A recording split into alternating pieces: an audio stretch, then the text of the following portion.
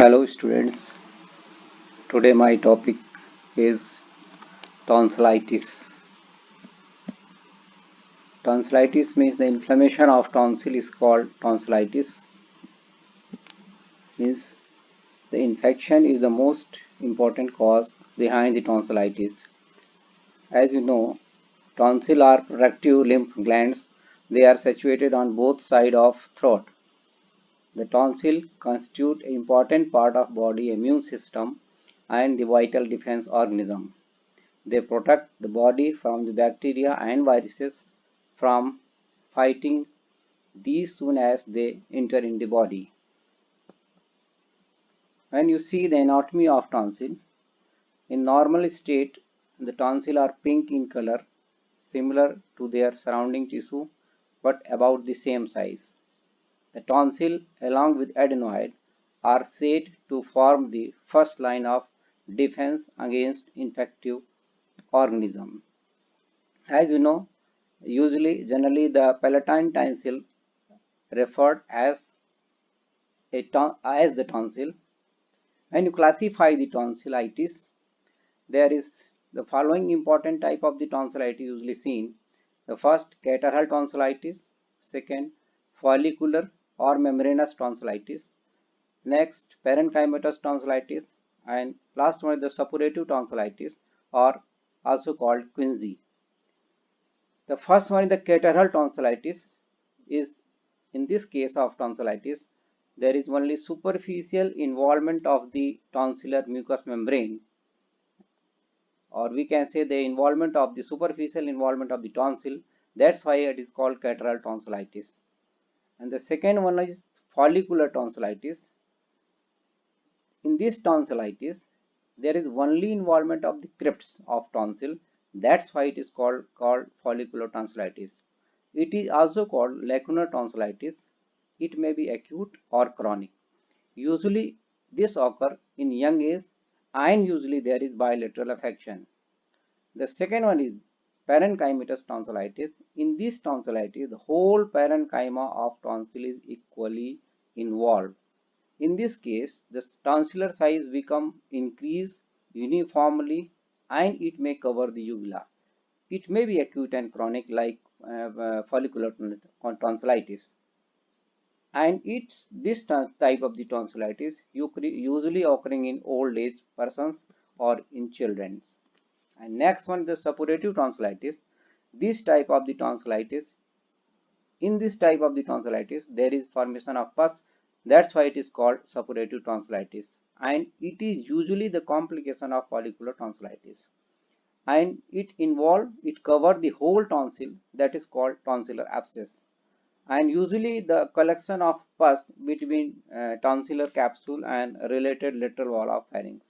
And this is usually the complication of follicular tonsillitis, and that's why it is called quinsy or suppurative tonsillitis. When you classify the tonsillitis, another type of the classification, it may be acute, recurrent tonsillitis or chronic tonsillitis.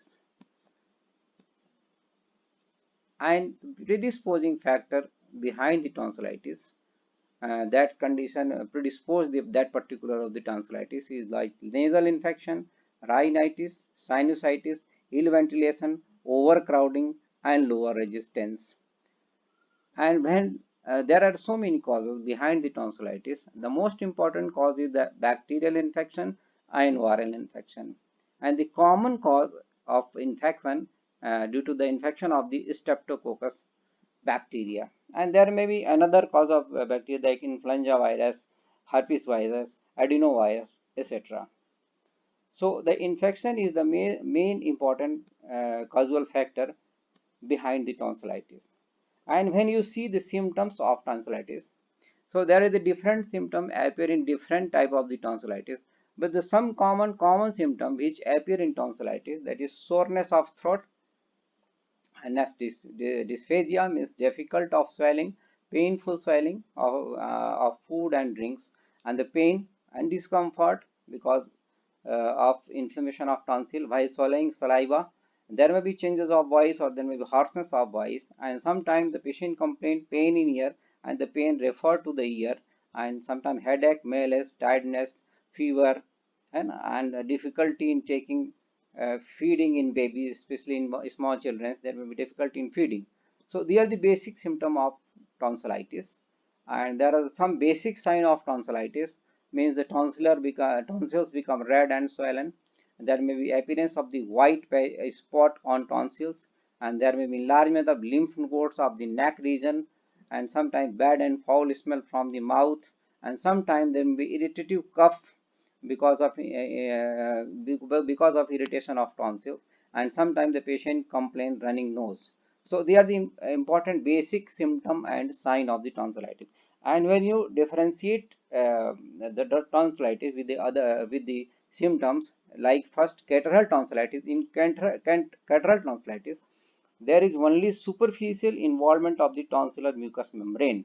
So in this type of the tonsillitis, there is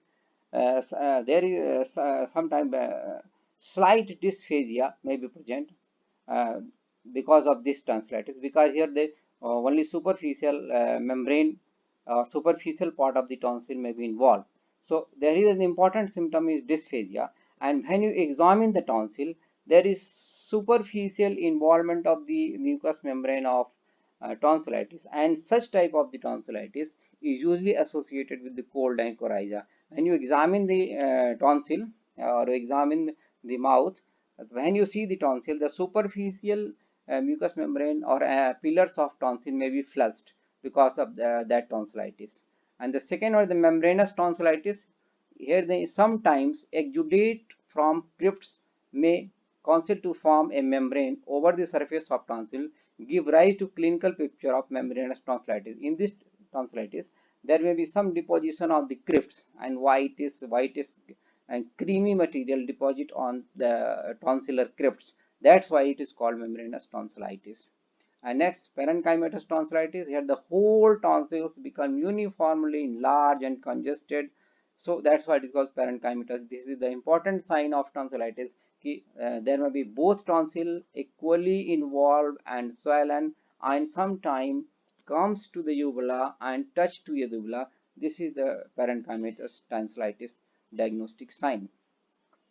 And especially in chronic follicular and parenchymatous tonsillitis, the intensity of symptom become low, because in case of acute tonsillitis, the intensity is so high.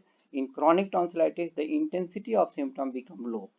And sometimes in case of chronic tonsillitis, in some patients there may be history of the diarrhea. Because of chronic tonsillitis, the patient ingests the cheesy material and infective foci into the GIT. That's why there may be some GIT disturbances may be produced. And when you examine the tongue of patient, there is white coated tongue, foul smelling from the mouth may be present. And when you diagnose the tonsillar area, there is redness, swelling of tonsil, pus pocket may be seen on tonsil, and sometimes discharge may be from the tonsil. And especially in peritonsillar abscess, there may be shift of the involvement of the toward the center of the throat. The tonsil shift toward the center of throat because of collection of pus between tonsil and lateral wall of pharynx. So in case of tonsillitis, especially in chronic tonsillitis, there may be throat swabbing test, and second, complete blood picture either in acute or either in chronic.